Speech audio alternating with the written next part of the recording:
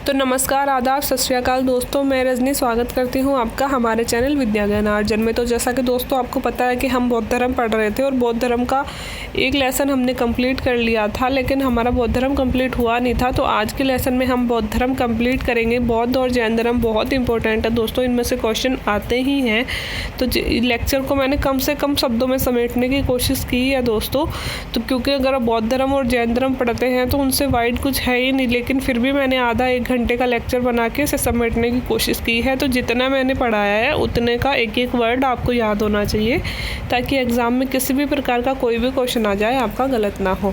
ठीक है, तो ये हम बिना देरी किए शुरू करते हैं वापस से बौद्ध धर्म। तो पहले हमने महात्मा बुद्ध की जीवनी पढ़ी थी, उसके बाद में हमने बौद्ध धर्म के त्रिरत्न पढ़े, बौद्ध धर्म के 4 आर्य सत्य पढ़े, अष्टांगिक मार्ग हमने पढ़ लिए, प्रतीत्य समुत्पाद क्या होता है ये पढ़ लिया, और द्वादश निदान क्या होता है ये पढ़ लिया।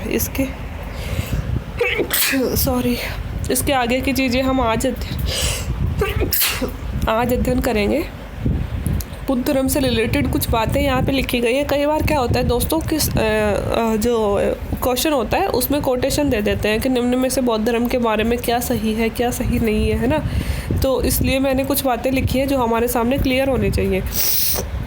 सबसे पहले तो दोस्तों बौद्ध धर्म अनिश्वरवादी है। बुद्ध ईश्वर को नहीं मानते थे। वास्तव में बुद्ध ने ईश्वर के स्थान पे मानव प्रतिष्ठा पर बल दिया है।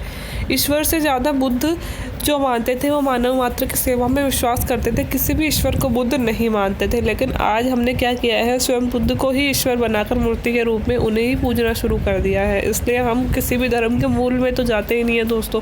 हम क्या होते हैं कि दुनियादारी जैसे फॉलो कर रही है हम भी उसी चीज़ को वैसे ही फॉलो करने लगते हैं, जबकि वास्तव में बौद्ध धर्म की मूल बात ही ये थी कि वो किसी ईश्वर को नहीं मानते थे। वो मानव मात्र को ही उच्च स्थान देते थे, मतलब मानव मात्र की सेवा को ही बुद्ध असली धर्म माना करते थे। खैर जो भी है, बौद्ध धर्म अनात्मवादी है। मतलब बौद्ध धर्म जो था वो आत्मा में विश्वास नहीं करता था, आत्मा को नहीं माना गया है। अनात्मवाद को ही नैरात्मवाद कहा गया है। तो अगर कोटेशन में आए कि बौद्ध धर्म नैरात्मवाद के समर्थक थे तो जी हाँ समर्थक थे, अनात्मवाद के समर्थक थे तो समर्थक थे।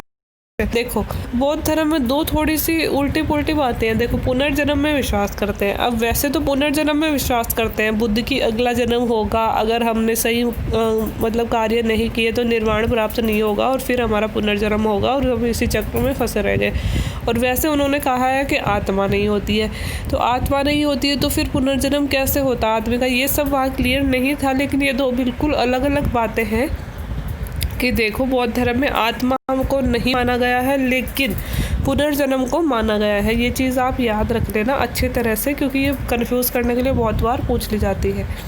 वर्ण व्यवस्था और जाति व्यवस्था का उन्होंने पूरी तरह से विरोध किया है। पहला धर्म था जिसने वर्ण और जाति में विश्वास नहीं किया था। उनके जो संघ होते थे, बुद्ध के जो संघ होते थे, उसमें सभी जातियों को और सभी वर्णों के लोगों को आने की छूट थी।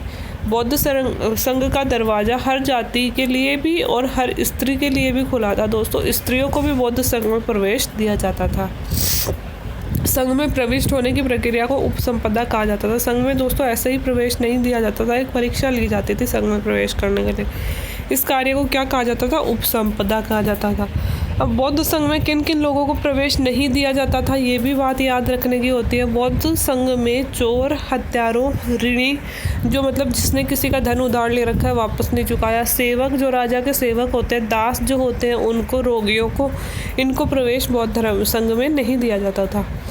बौद्धों का सबसे पवित्र त्यौहार कौन सा है, मैंने पहले भी बताया है, वैशाख पूर्णिमा इनका सबसे पवित्र त्यौहार है, जिसे ये बुद्ध पूर्णिमा भी कहते हैं। वैशाख पूर्णिमा अगर कहीं आए या बुद्ध पूर्णिमा कहीं आए एक ही बात है। बुद्ध पूर्णिमा के दिन ही बुद्ध का जन्म हुआ था, ज्ञान प्राप्ति हुई थी और महापरिनिर्वाण मतलब मृत्यु भी इसी दिन हुई थी। तीनों कार्य बुद्ध के वैशाख पूर्णिमा को ही हुए थे, इसलिए ये वैशाख पूर्णिमा को ही पवित्र स्थान अपना मानते हैं। महात्मा बुद्ध से जुड़े 8 स्थान, मतलब महात्मा बुद्ध की अस्थियों को 8 स्थानों पर रखा गया था उनके मृत्यु के बाद। इन्हें क्या कहा गया है, अष्ट महास्थान कहा गया है दोस्तों। ये कौन कौन से हैं, लुम्बिनी, गया, सारनाथ, कुशीनगर, श्रावस्ती, संकाश्य, राजगृह और वैशाली। ये 8 स्थान हैं जिन्हें अष्ट महास्थान कहा गया है। तो लुम्बिनी, गया, सारनाथ, कुशीनगर, श्रावस्ती, संकाश्य, राजगृह और वैशाली। बोरोबदूर का बौद्ध स्तूप जो है दोस्तों बहुत फेमस है और बहुत बार इसके बारे में पूछा जाता है। क्यों पूछा जाता है? बोरोबदूर का जो बौद्ध स्तूप है विश्व का सबसे बड़ा स्तूप है, आज तक इससे बड़ा स्तूप कहीं बना नहीं, और यह शैलेंद्र राजाओं के द्वारा निर्मित करवाया गया था और वर्तमान में जावा इंडोनेशिया द्वीप पर यह स्थित है। तो बोरोबदूर स्तूप बुद्ध धर्म से रिलेटेड पहली बात तो ये हो गई। दूसरा कि विश्व का सबसे बड़ा स्तूप है। तीसरा शैलेंद्र राजाओं ने बनवाया था। और चौथा स्थित कहाँ है? जावा इंडोनेशिया में स्थित है। अब दोस्तों बौद्ध के जीवन से रिलेटेड कुछ प्रतीक दिए गए हैं कि उनके जन्म को कौन से प्रतीक द्वारा दर्शाया जाता है, ग्रह त्याग को कौन से के द्वारा, है ना। तो ये भी हम देख लेते हैं। देखो, उनके जन्म को कमल या सांड के चिन्ह द्वारा दर्शाया जाता है, ग्रह त्याग को घोड़े के द्वारा दर्शाया जाता है, ज्ञान प्राप्ति जो हुई थी उसे पीपल और बोधि वृक्ष के द्वारा दर्शाया जाता है, निर्वाण जो होता है उनके पद चिन्ह, मतलब हम बोलते हैं कि जैसे पगले जो बना देते हैं उनके द्वारा ज्ञान प्राप्ति को दर्शाया जाता है, और मृत्यु को निर्वाण को दर्शाया जाता है पद चिन्ह के द्वारा, है ना। और मृत्यु को किसके द्वारा दर्शाया जाता है? स्तूप के द्वारा दर्शाया जाता है। तो ये बुद्ध के जीवन की जो प्रमुख घटनाएं हैं उनके लिए कुछ प्रतीक निश्चित किए गए हैं बौद्ध धर्म में। तो वो है, जन्म को तो कमल या सांड के द्वारा, ग्रह त्याग को घोड़े द्वारा, ज्ञान को पीपल या बोधि वृक्ष के द्वारा, निर्वाण को दोस्तों पद चिन्ह के द्वारा, और मृत्यु को स्तूप के द्वारा। ठीक है। इसके बाद में दोस्तों आती हैं बौद्ध संगतियाँ। बहुत इंपॉर्टेंट है दोस्तों। बुद्ध धर्म से रिलेटेड 4 संगतियाँ हुई थी, है ना। आज तक 4 संगतियाँ हुई हैं। तो यह संगति सबसे पहले तो कहाँ हुई, है ना, फिर किसके काल में हुई, फिर इसका अध्यक्ष कौन था, फिर उस समय राजा कौन था, और फिर इस संगति में क्या महत्वपूर्ण बात हुई। हजारों बार क्वेश्चन, मतलब सबसे ज़्यादा इम्पोर्टेंट तो ये संगतियाँ ही हैं धर्म में, क्योंकि इनमें से ही मोस्टली क्वेश्चन बन ही जाते हैं, है ना। तो चलो पढ़ते हैं। प्रथम जो संगति है वह राजगृह में हुई थी और 483 ईसा पूर्व हुई थी, है ना। अध्यक्ष थे इसके महाकश्यप इस संगति के, और राजा किसने करवाई थी? अजातशत्रु ने करवाई थी। अजातशत्रु हर्यक वंश का था, है ना। और इस संगति में 2 महत्वपूर्ण बातें हुई थी। बुद्ध धर्म के 2 महत्वपूर्ण ग्रंथ सुत्त पिटक और विनय पिटक। इस संगति में बुद्ध ने जो उपदेश दिए थे उनके उपदेशों को इन 2 ग्रंथों में रखा गया था। कौन से ग्रंथ? सुत्त पिटक और विनय पिटक, है ना। तो इसमें तो 483 ईसा पूर्व में यह संगति थी। ठीक है। अब द्वितीय संगति कहाँ हुई थी? वैशाली में हुई थी। समय इसके फिक्स 100 साल बाद में दोस्तों, 483 और ये 383। ठीक है। सब या सर्वकामिनी बोल दो आप, सभाकामी भी बोलते हैं यहाँ इनको। तो वो इनके अध्यक्ष थे। ठीक है। कालाशोक इस समय राजा था, शिशुनाग वंश का था। इसमें क्या हुआ कि किसी मुद्दे को लेकर बौद्ध लोग 2 भागों में बंट गए थे, स्थाविर और महासंगिक। कई बार ये पूछ लिया जाता है कि स्थाविर और महासंगिक किसके भाग है, तो ये भी बौद्ध धर्म के ही भाग है। कौन से संगति में विभाजित हुए थे? दूसरी संगति में विभाजित हुए थे, समिति में विभाजित हुए थे। तीसरी पाटलिपुत्र की समिति है दोस्तों, अशोक ने करवाई थी। पाटलिपुत्र में तो अशोक ही था, है ना। 251 ईसा पूर्व यह हुई थी, है ना। मोगलीपुत्र उस समय अध्यक्ष बने थे, और किसके काल में हुई थी? अशोक के काल में हुई थी। और तीसरा जो बौद्ध धर्म का महत्वपूर्ण ग्रंथ है अभिधम्म पिटक, यह इस तीसरी संगति में ही रखा गया था। तो दो ग्रंथ तो सुत्त पिटक और विनय पिटक तो पहले में, और तीसरा जो महत्वपूर्ण ग्रंथ है अभिधम्म पिटक, ये तीसरी संगति में रखा गया था। अब चौथी संगति जो हुई थी दोस्तों कुंडलवन में हुई थी। कुंडलवन कश्मीर में स्थित है, और ये प्रथम ईस्वी में हुई थी। ठीक है। ईसा की प्रथम शताब्दी में। और वसुमित्र और अश्वघोष इसके अध्यक्ष रहे हैं, और कनिष्क जो कुषाण वंश का राजा था उसके काल में हुई थी। और हीनयान और महायान बौद्ध धर्म की 2 शाखाएं हैं। वर्तमान में बौद्ध धर्म 2 शाखाओं में बटा हुआ है, हीनयान शाखा और महायान शाखा। तो इस संगति में बौद्ध लोग 2 भागों में बट गए थे, एक तो हीनयान में और एक महायान में। अब दोस्तों थोड़ा थोड़ा इनका कोड अपन इस तरह से याद कर सकते हैं कि थोड़ा सा याद हो जाए, क्योंकि ऐसे तो आप कंफ्यूज हो जाओगे।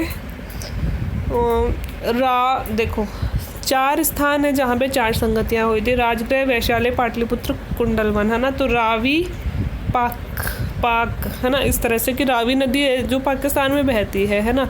तो क्या याद करोगे? रावी, पाक, रा मतलब राजगृह, वी मतलब वैशाली, पा मतलब पाटलिपुत्र, और का मतलब कुंडलवन, है ना। थोड़ा तो आपको याद रखना ही पड़ेगा, थोड़ा आपको कोड से याद आ जाएगा। रावी, पाक। समय जो है दोस्तों एकदम इजी है, कोई कोड बनाने की ज़रूरत ही नहीं है। 483 ईसा पूर्व, 383 ईसा पूर्व, 251 ईसा पूर्व और ईसा की प्रथम शताब्दी।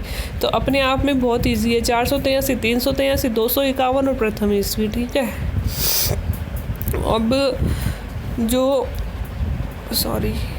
अध्यक्ष हैं जैसे महाकश्यप, सबाकामी, मोगलीपुत्र 30, इसका भी कुछ कोड था, इसका मुझे अभी याद नहीं आ रहा दोस्तों, फिर से मैं आपको नेक्स्ट लेक्चर में इसका ज़रूर बताऊंगी। जैसे महाकश्यप पहले का आप थोड़ा सा ऐसा याद करो, महाकश्यप, सबाकामी, मोगलीपुत्र 30 और वसुमित्र, ठीक है। कैसे याद करोगे? महाकश्यप, सबाकामी, मोगलीपुत्र 30 और वसुमित्र। वैसे भी आपको ये तो याद होना चाहिए दोस्तों कि अशोक का जो गुरु था वो मोगलीपुत्र 30 को माना गया है ना।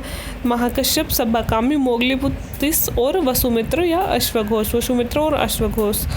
अब दोस्तों राजा जो है, राजाओं का कोड तो ऐसे हो जाएगा अका अक, है ना। अजातशत्रु, कालाशोक, अशोक और कनिष्क। कौन सा हो जाएगा? अका अक, अजातशत्रु, काला, अशोक और कनिष्क, ठीक है।